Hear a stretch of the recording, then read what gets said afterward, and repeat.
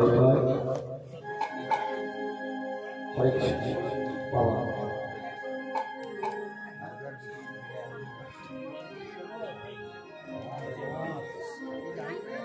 হরে কৃষ্ণ।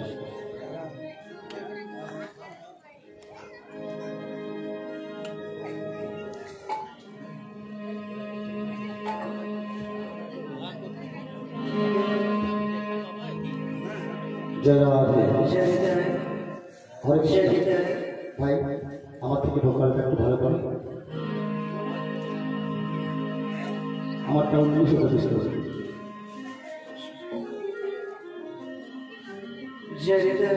জয় রাধে।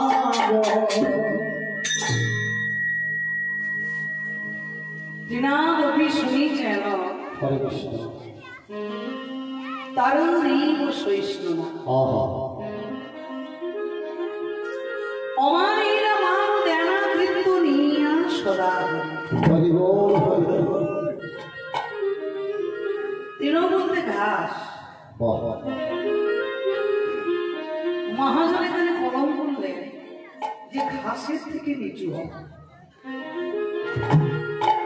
তৃণ হইতে নিচু হইয়া মানে ঘাসের থেকে নিচু হয়, সদা হবে না।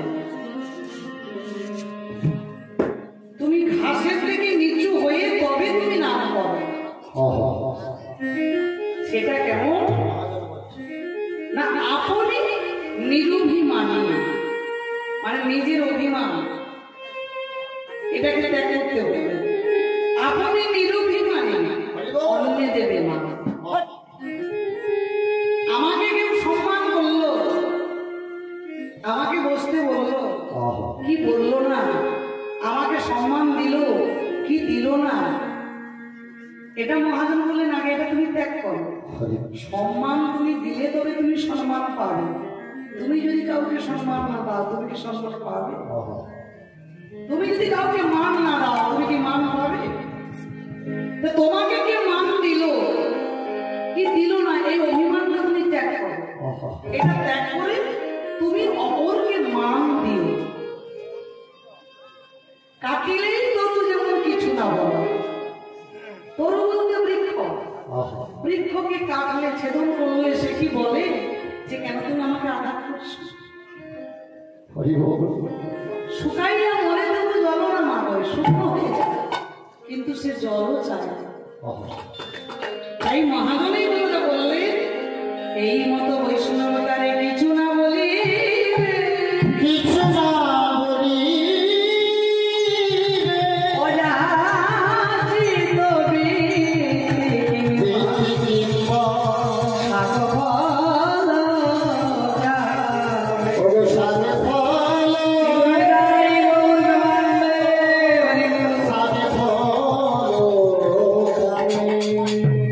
Hare Gauranga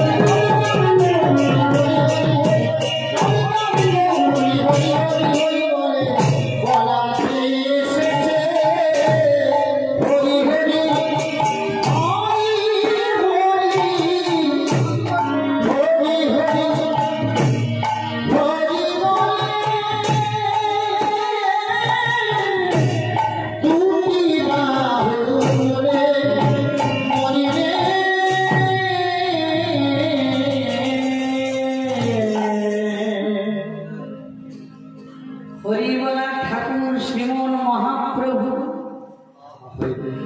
তিনি এলেন শ্রীধাম নবদ্বীপের মাঝে। শ্রীধাম নবদ্বীপের মাঝে হরিবলা ঠাকুর শ্রীমন মহাপ্রভু তিনি এলেন শ্রীধাম নবদ্বীপের মাঝে। হরে কৃষ্ণ। কবে এলেন? একটু ডানটা তুলে দাও, একটু তুলতে হবে।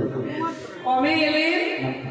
আজ থেকে 538 বৎসর আগে মহাপ্রভু এলেন শ্রীধাম নবদ্বীপের মাঝে। আজ থেকে 538 বৎসর আগে।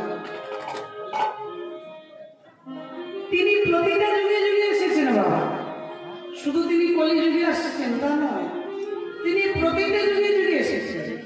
সত্য যুগে এসেছেন, ত্রেতা যুগে এসেছেন, দ্বাপরেও এসেছেন, কলিযুগে এসেছেন।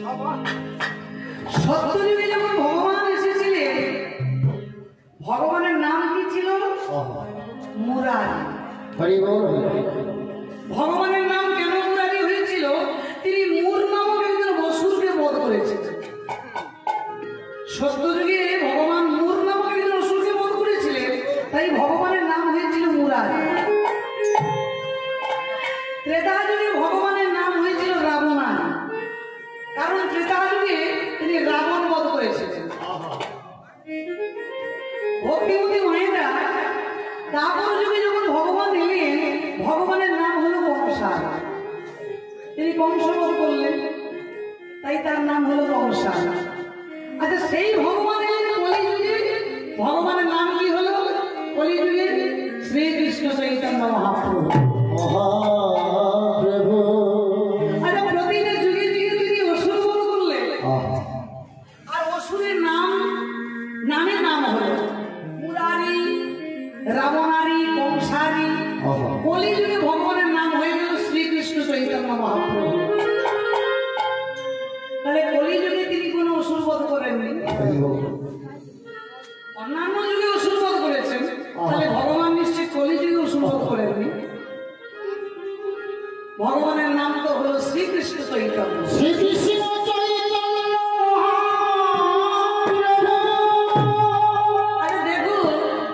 এই চৈতন্য মানে কি?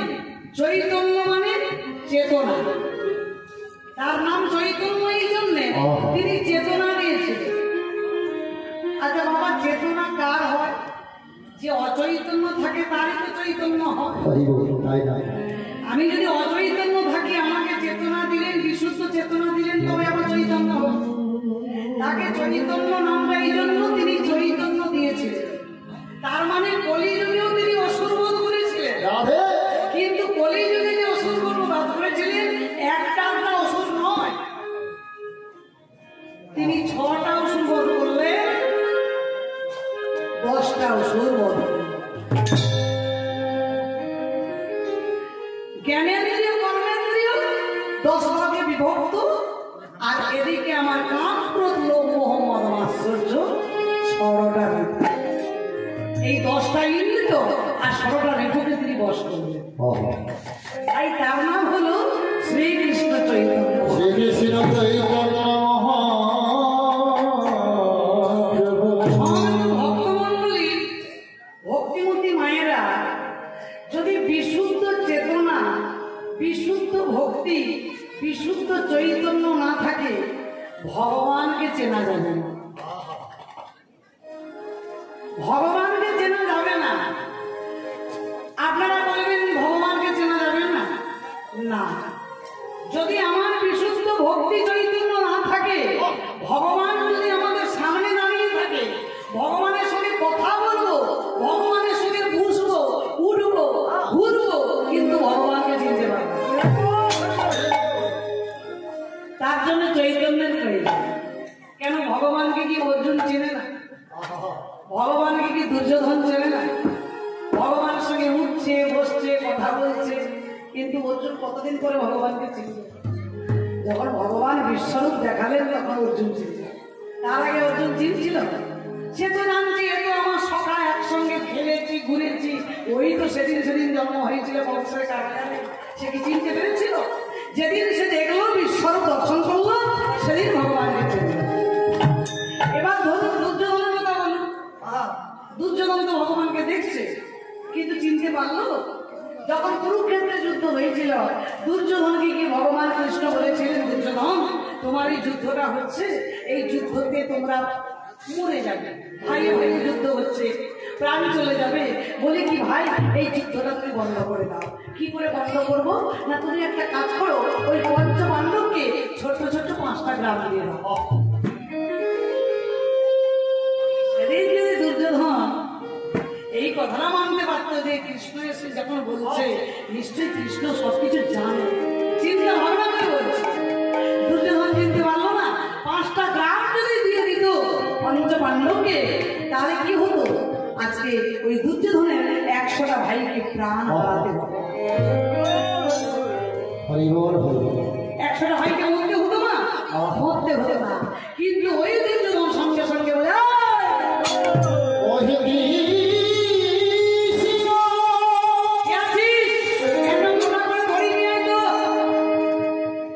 এই বেটা গোয়ালার ছেলেকে গাছের মধ্যে বেঁধে দিই, গাছের মধ্যে বেঁধে একটা মোটা দড়ি দিয়ে ভগবানকে গাছের মধ্যে বেঁধে দিল। ভগবানকে যখন গাছের মধ্যে বেঁধে দিল ভগবান বাধা হয়ে গেল। আসলে দুর্যোধন তো মূর্খ, সে তো ভগবানকে চেনে না, সে জানে না যে ভগবানকে কখনো বাধা যায় না। তা ভগবানকে যখন বেঁধে দিলেন কৃষ্ণ তখন বাধা হয়ে গেলেন। আর কৃষ্ণ তখন ওই দুর্যোধনের দিকে তাকিয়েছেন। দুর্যোধন বলছে কি দেখছো কৃষ্ণ, তুমি কি দেখছো? কৃষ্ণ কিছু বলছে না। কৃষ্ণ তখন দুর্যোধনের দিকে তাকিয়ে হাসছে। ভগবান যে কেন হাসছে সেটা মূর্খ দুর্যোধন বুঝতে পারল না। মূর্খ দুর্যোধন সেটা বুঝতে পারল না। মূর্খ দুর্যোধন বলছে তোমার হাসি দেখাতে, তোমার হাসি বেরিয়ে যাবে, সারাদিন এই গাছের মধ্যে বাঁধা থাকবে, 1 গ্লাস জল তোমাকে কেউ দেবে না। কিন্তু ভগবান যে কেন হাসছে বুঝতে পারবে না। ভগবান এই জন্য হাসছিলেন, ভগবানেরা প্রমাণ করতে চাইছিলেন দুর্যোধন তুমি আসলে আমাকে চিনতে পারলে না, তুমি আমাকে বেঁধেছো, তুমি আমাকে চিনতে পারছো না। পেছন দিকে একটু ঘুরে দেখো, তুমি পেছন দিকে একটু ঘুরে দেখো, এটাই ভগবান প্রমাণ করতে চাইছিলেন। আর দুর্যোধন বেঁধে দিয়ে ঘুরে পড়েছে। যেই দুর্যোধন ঘুরে পড়েছে, ঘুরে কি দেখছে? যেই কৃষ্ণকে আগে বেঁধেছিল সেই কৃষ্ণ পেছনে বাঁধা আছে। ওটা আগে কৃষ্ণ পিছে কৃষ্ণ,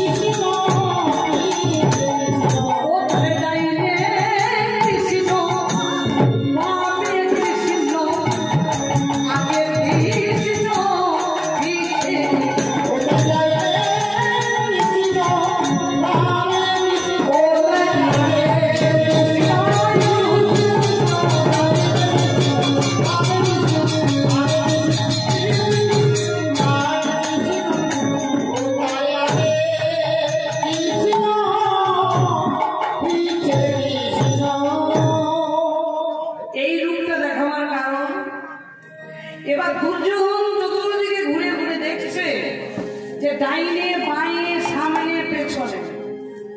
এই রূপে দেখাবার কারণ ভগবান যেমন বিশ্বরূপ অর্জুনকে দেখিয়েছিলেন সেই বিশ্বরূপ তিনি দুর্যোধনকে দেখালেন। বাবা ঠাকুর বিশ্বরূপ বলতে বড় একটা ফিগার, বড় একটা শরীর, শুধু সেটাকে বিশ্বরূপ বলে না। সারা বিশ্বে যার রূপ পরিব্যাপ্ত তিনি হলেন বিশ্বরূপ। এই সারা বিশ্বে যার রূপ পরিব্যাপ্ত তিনি হলেন বিশ্বরূপ। ভগবান কোথায় নেই? আকাশে বাতাসে অনলে অনিলে চিরন ভরিলে সর্বত্র বিরাজমান তিনি। কৃপা করে বিশ্বরূপ দেখাইল দুর্যোধনে, কিন্তু চিনিতে নারিল দুর্যোধন বিনা ভক্তির কারণে। বিনা ভক্তি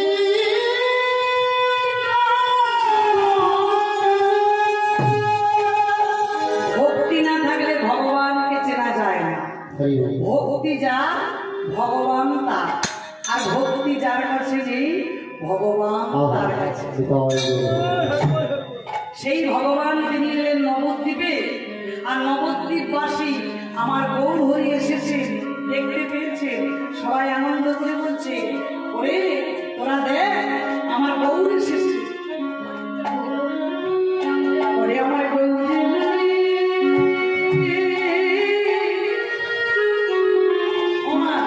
এই গ্রামটার নাম কি? জিতপুর। তো এটা কি জিতপুর?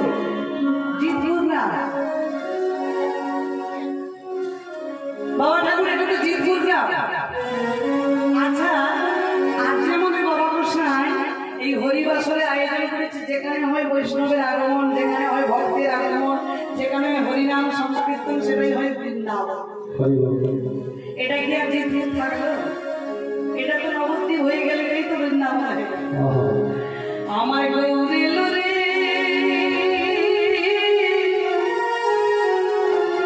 এ যে সোনার নদিয়া। আচ্ছা, মহাপ্রভু এসেছে, আমরা কি করবো বলুন তো? মহাপ্রভু এসেছে। আচ্ছা, মহাপ্রভু এলে কিসে ধ্বনি দেবো?